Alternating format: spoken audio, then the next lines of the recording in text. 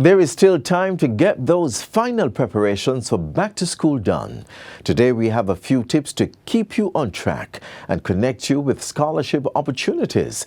Over the next few days, pace yourself to avoid anxiety and stress and preserve your mental health. Welcome to Jamaica Magazine. I'm Adrian Atkinson.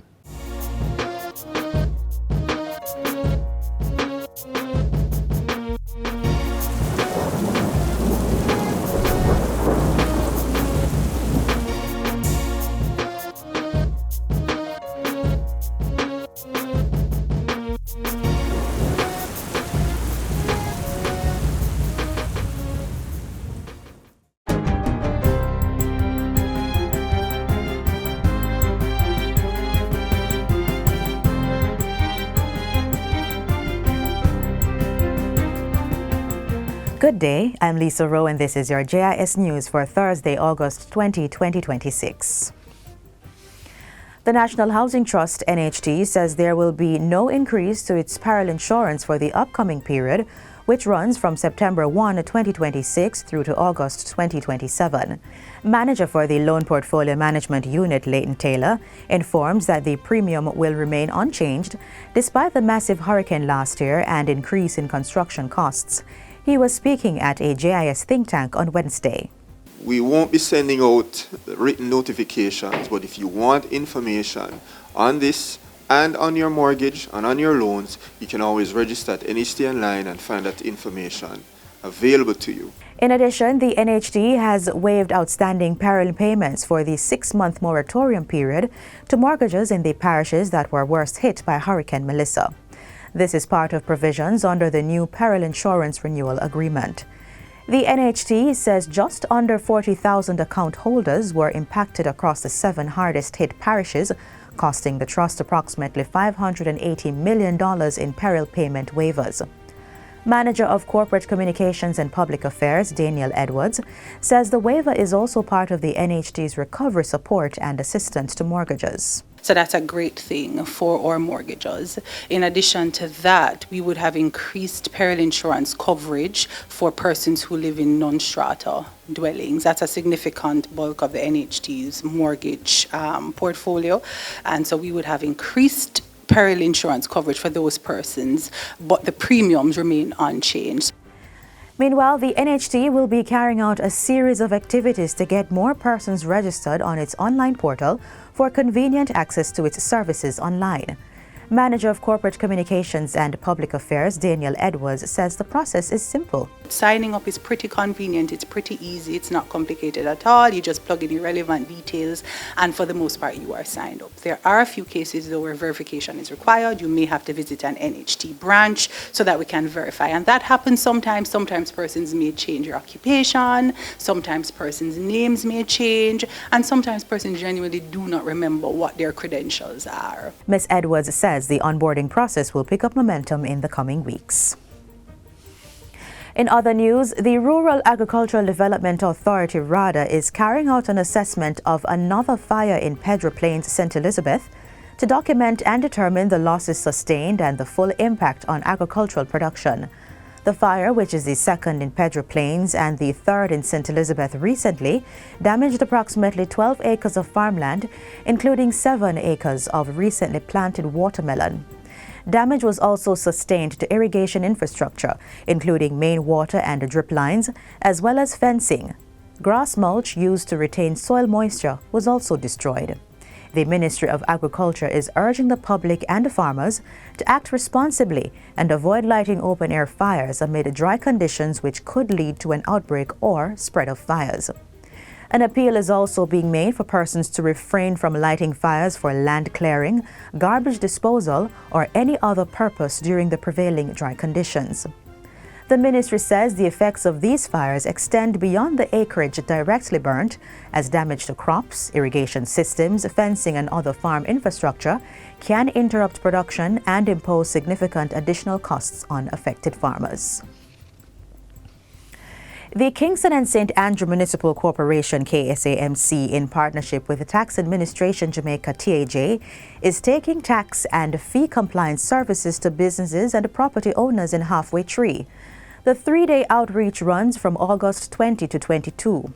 The initiative forms part of Phase 3 of the agency's Joint Revenue Program aimed at making compliance easier and helping businesses address outstanding obligations. Field teams will visit businesses across the commercial district to provide guidance on property tax, trade license, and signs and billboard requirements. A temporary customer service desk will also operate at Constant Spring Arcade from 10:30 a.m. to 2 p.m. each day. During the 3-day outreach exercise, Mayor of Kingston, Councillor Andrew Swaby, will present letters of recognition to businesses that are in good standing.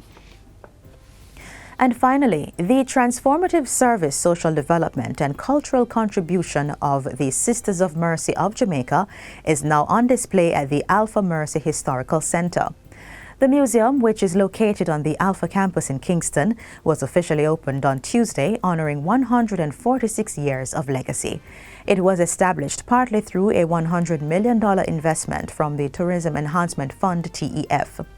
The facility serves as a cultural and educational space designed to preserve national history, enrich Jamaica's heritage, and expand cultural tourism opportunities.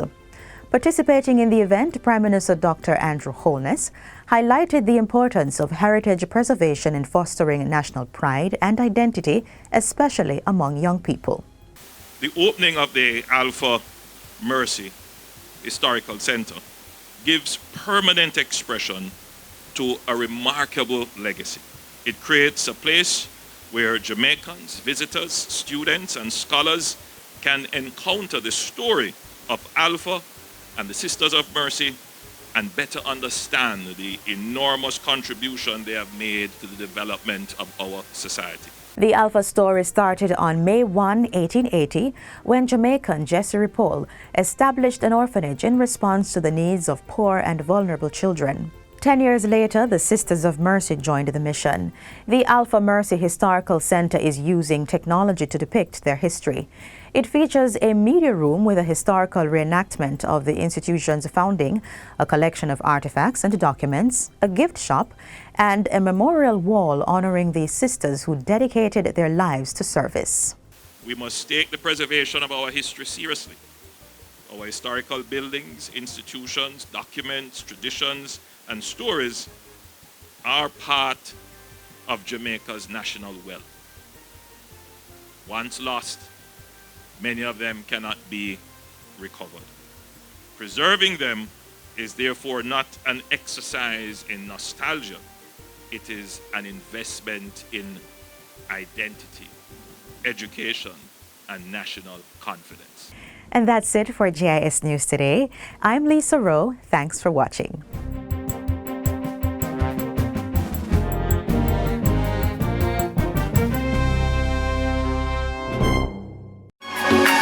While on the go, caught up in your own world, things are happening all around you. Don't miss out on the most important update.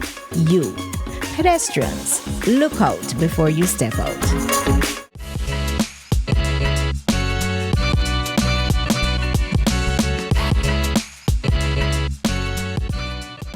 Up next, we connect you with scholarships being offered through the Ministry of Finance and the Public Service.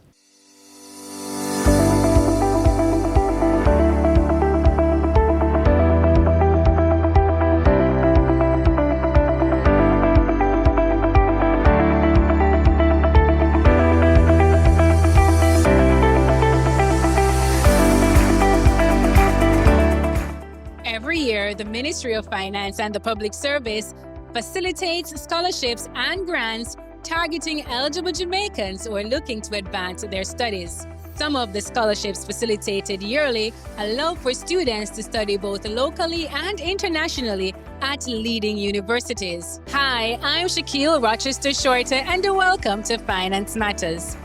Joining us to share the details is the Director of the Talent and Knowledge Management Portfolio at the MOFPS, Mrs. Colette Cummings McCausland. Remember to like, share, and subscribe to our YouTube channel. Follow the Ministry of Finance on Facebook, Instagram, Twitter, LinkedIn, and now TikTok to see all the episodes and highlights.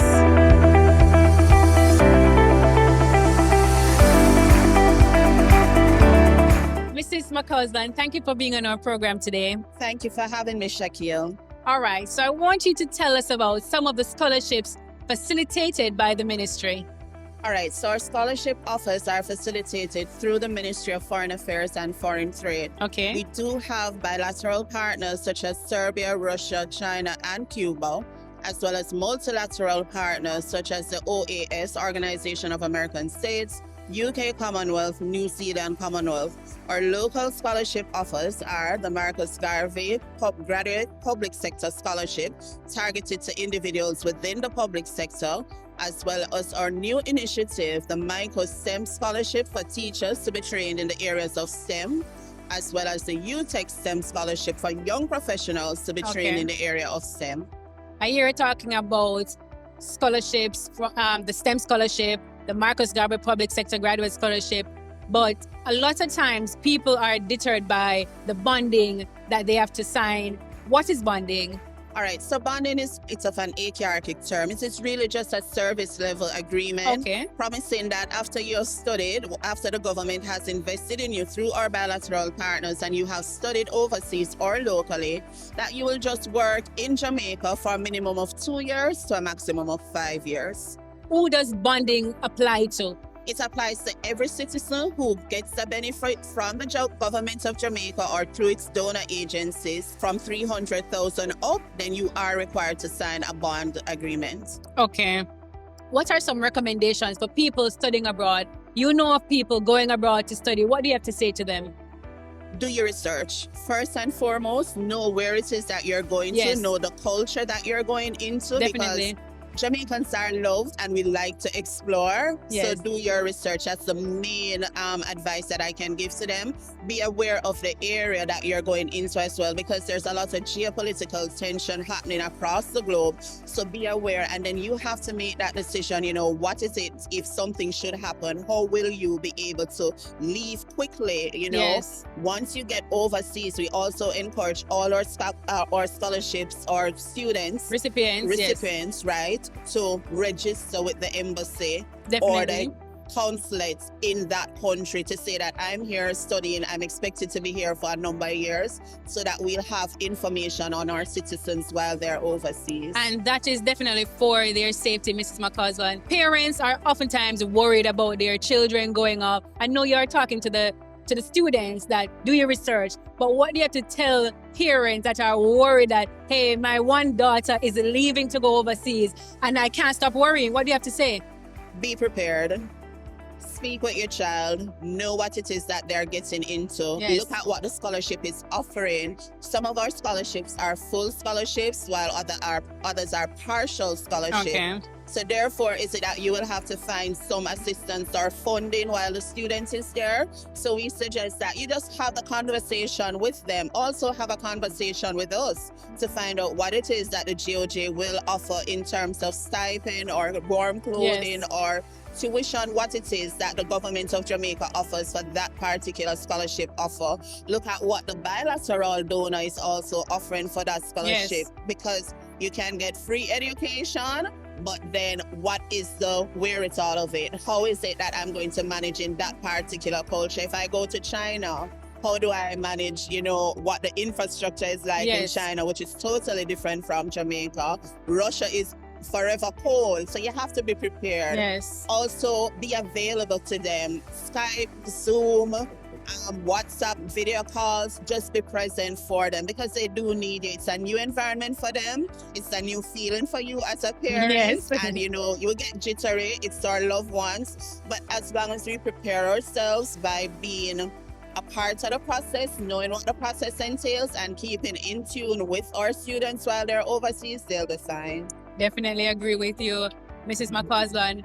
But you mentioned earlier that the scholarships are oftentimes for government workers. What are some of the other eligible criteria that they must meet to be able to get a scholarship? All right, so outside of being a government employee, you must be a citizen of Jamaica for any scholarship that we offer. You must have the criteria as set out by the donor entity. So most of the donor entities, if it is for undergraduate, they'll ask you to have your CSEC or your CAPE studies. So for example, the Cuba bilateral that is currently open, We have 21 scholarship offers now out for Cuba, most of them being in the areas of medicine. So we have for nursing and we have for general medicine. We have at the postgraduate level.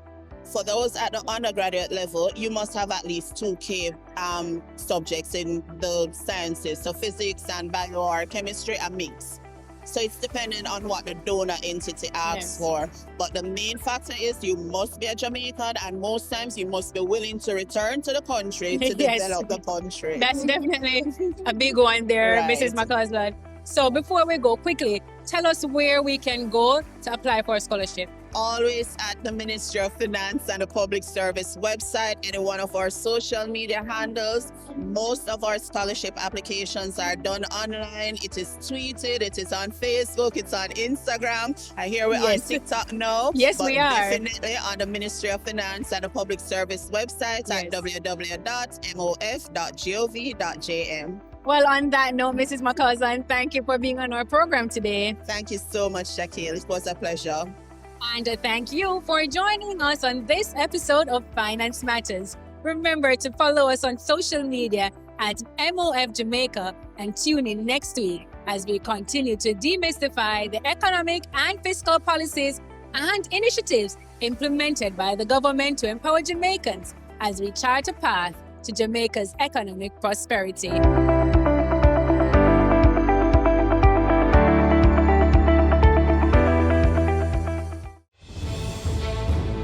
Water is precious. So we encourage everyone to practice the 4 R's of water conservation. Always remember to reduce your use of water wherever possible. Replace water wasting devices with water savings devices. Reuse water wherever possible. And wherever leaks are found, please repair them and repair them quickly. Don't delay. Practice the 4 R's of water conservation today. We are 1 week and a few days away from the start of the new school year. If you are struggling with your back-to-school preparations, here are a few tips to get you on track.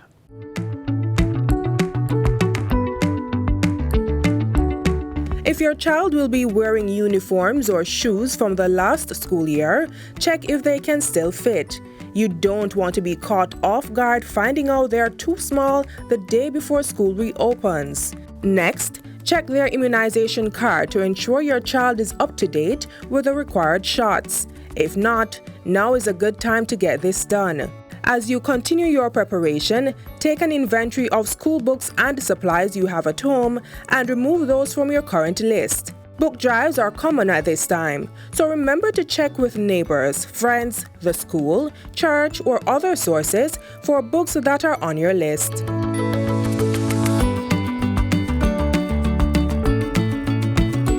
To avoid being overwhelmed, do your shopping in 2 parts. Uniforms, shoes, and any other clothing items could be done one day, while books and other stationery supplies could be done another. If you're reusing school or lunch bags, wash them ahead of time and ensure the zippers are working.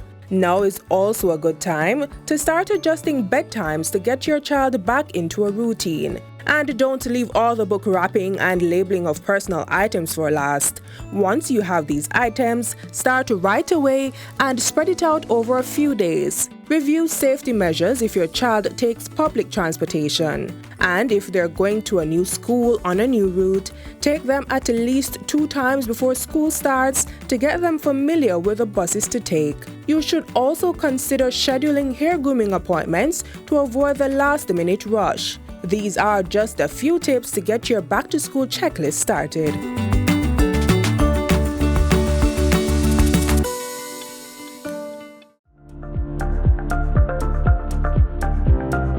An emergency shelter is provided by the government as a safe alternative and last resort for those negatively affected by disasters. Here are things to consider before going to a shelter. Is it safe to stay at home? If the answer is yes, Remain indoors until you receive the all clear from the recognized authorities such as the ODPEM and the Meteorological Service of Jamaica, and it is safe to go outside. If your location is not safe and you can temporarily shelter with friends or family who live in a safe location, ask, and if yes, relocate. But if you may get hurt at home and there are no friends or family you can securely stay with, then seek refuge at the closest emergency shelter. Remember to take food, water, and other essential supplies for at least 3 days. During a disaster, we want all Jamaicans to be safe. Have a plan. Keep up to date with the latest information so you can make the best decision for your safety.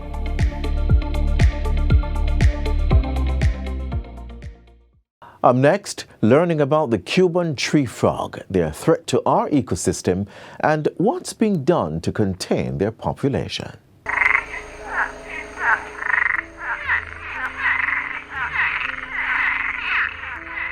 This is the Cuban tree frog. The first reported sighting was in 2017 at a fish farm in Clarendon.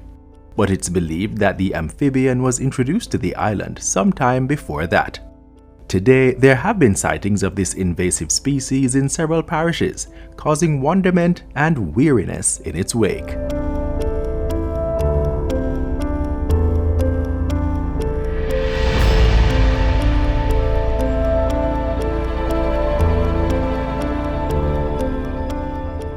Scientifically known as Osteopilus septentrionalis, the Cuban tree frog is native to Cuba, the Bahamas, and the Cayman Islands. It is theorized that its presence on the island may have been due to stowaway. We suspect they came in on shipments, so maybe shipments of agricultural products or even industrial products such as pipes, so on and so forth. One of the best ways by the Cuban tree frog, as opposed to other species of frogs in Jamaica, is by these bright colors right under the legs.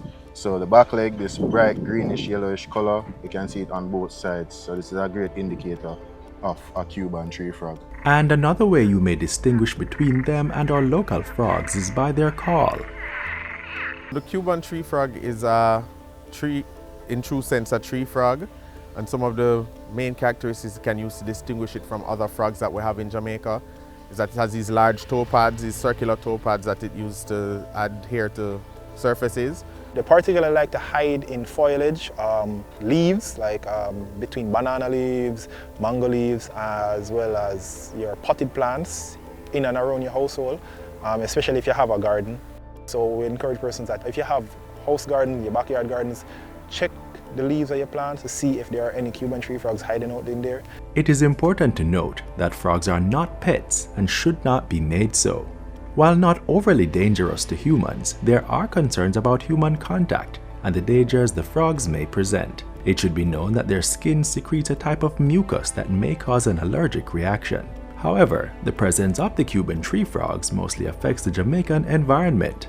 The Cuban tree frog has a very voracious appetite, which means that they basically eat anything that fits in their mouth. Whether it is insects, other frogs, small reptiles such as our small snakes, small lizards, and if they can fit a small bird in their mouth, like the bigger ones, they will do it as well. And that can have a detrimental impact on the country's ecosystems, because you lose these animals, these endemic, these native animals that play such a vital role in our habitat, and they're replaced with another animal that takes over their habitat, and then the functions that we lose from the ones that are eaten or decimated will no longer exist.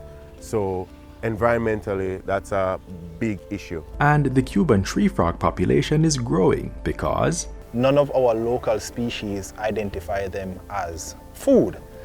And because they're introduced now, they're trying to find their spot in our food web or ecosystem. So they are testing the limits to see where they lie. However, our local species also do not identify them as prey. So no one identifies them as predator, no one identifies them as prey. So that essentially gives them like this open room to eat as much as they want, reproduce as much as they want without any threat to their increase in population.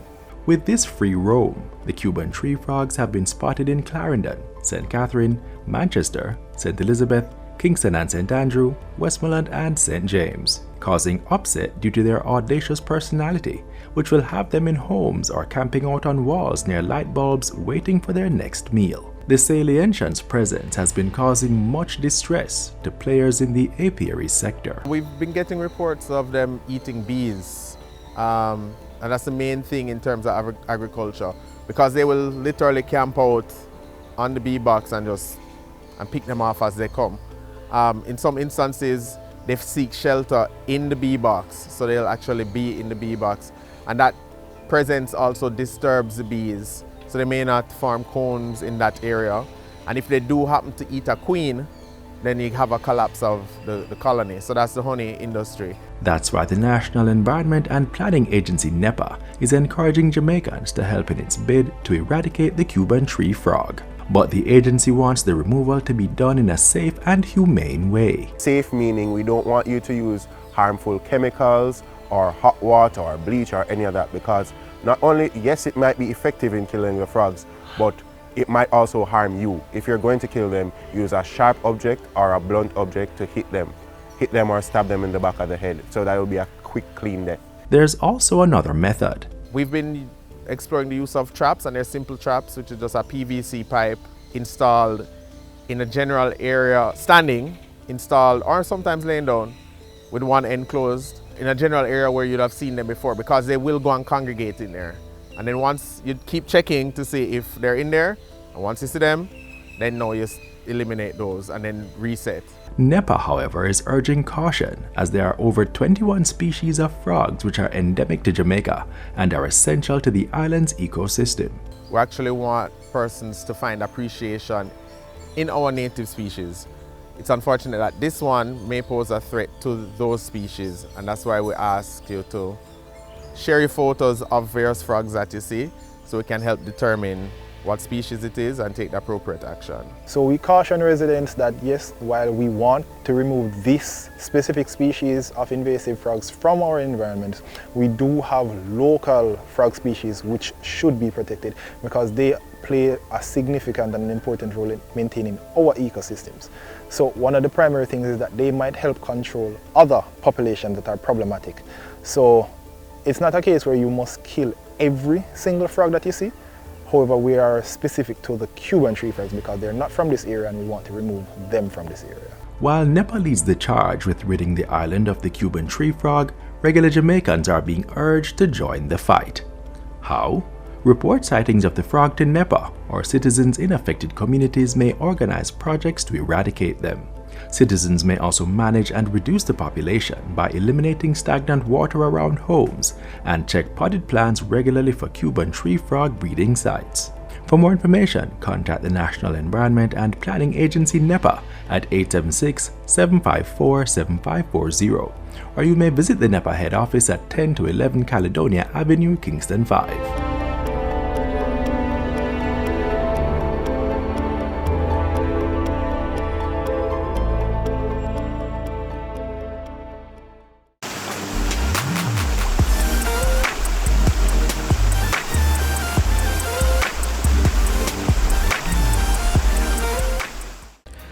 This is where our journey ends, but only for today. Do join us again tomorrow for another informative program. In the meantime, stay connected via our website at jis.gov.jm. And while you're online, send your feedback to Jamaica Magazine at jis.gov.jm or via X at JIS News. You may also find us on all the major social media platforms and through our mobile app that's Android and iOS compatible. On behalf of the entire production team, I'm Adrian Atkinson. Do take care.